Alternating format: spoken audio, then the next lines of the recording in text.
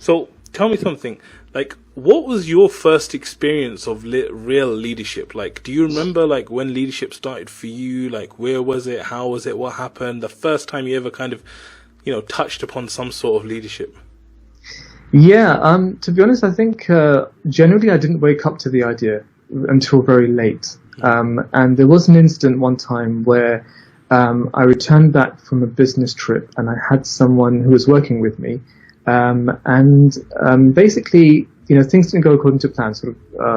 I asked for something that didn't get it back the way I expected, and so on. And then I realized, you know what? I spent a lot of money on this trip, did a lot, and I didn't quite get the response I expected back from my team. So I thought, you know what, there's something about this whole experience that I need to learn from. I'm not going to go into too much detail, but basically I really felt the fact that I'm responsible for this. I need to take responsibility. At the end of the day, I can't pass the buck to anybody else for the failure of anything that happens in this business. I need to take that on my own shoulders. And I remember sort of almost changing my identity at that point. I remember I became this very sort of, authoritative person almost, overnight. It was like, what's going on? Are you going to take responsibility for this business or not? Are you really true to its aims? Do you really want it to succeed or not? And it was a very kind of, I was questioning myself in that form, and I remember it very vividly, and I really felt, okay, that's the first time where I felt it was a real wake up call to say, you've really got to want this. Are you in it just for the ride, or are you in it to really take this somewhere? And it was a very poignant question asked at the time, and that was the first wake up call I remember. So very interesting. I've got a question for you about that then. It's very natural for us when we have a failure and things go wrong to look for someone to blame, right? So, you mentioned it didn't go so well. It would be very easy for you to blame that team member. Like, what was it that made you kind of reflect and like kind of call to yourself rather than saying, well, that guy, he's a loser, he just messed up? So it's again about really thinking about, look, he can.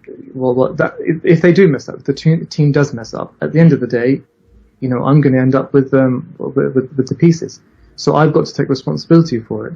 I remember this. Something my driving instructor told me many years ago. He goes, if you have an accident, or if you're involved in an accident, it doesn't matter whose fault it is at the end of the day. Both of your cars are going to be, in a bad state, or you might be in a bad state. So the issue is avoid the accident in the first place. Take responsibility for it. Do what you can to avoid it, even if you think the other person is more prone to making it happen. So, and that's really what it was about. It doesn't matter about where the responsibility. It doesn't matter about the specifics of the mistake. It's really about me taking the steps to make sure that this doesn't happen again. And that's really firmly in my hands and my influence. So where does this sense of responsibility come from? Because surely it didn't come at the time when the employee kind of messed up, right? It's something deeper from before. So where does it come from? Yeah, so if you go like really deep, which is what I have to do sometimes, as you veer off the path, things happen, day-to-day business, that kind of thing, or you get distracted over time, life kicks in. So you have to have a way to extract yourself out of that situation and then realign yourself.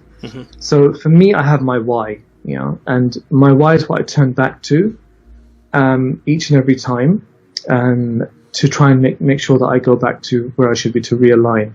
My why is very personal, and I have, like, as I say, if your why doesn't make you cry, then it's not a why. It should really go to that emotional deep level, and it should transcend this world. Ideally, as a Muslim, it shouldn't be related to just this world. It should be something that really relates to your position in front of Allah Azza wa Jalla in the Akhirah, and so that's what I go back to, to try and make sure that we realign. So I'm not going to ask you your why, because you just said it's very personal, right? But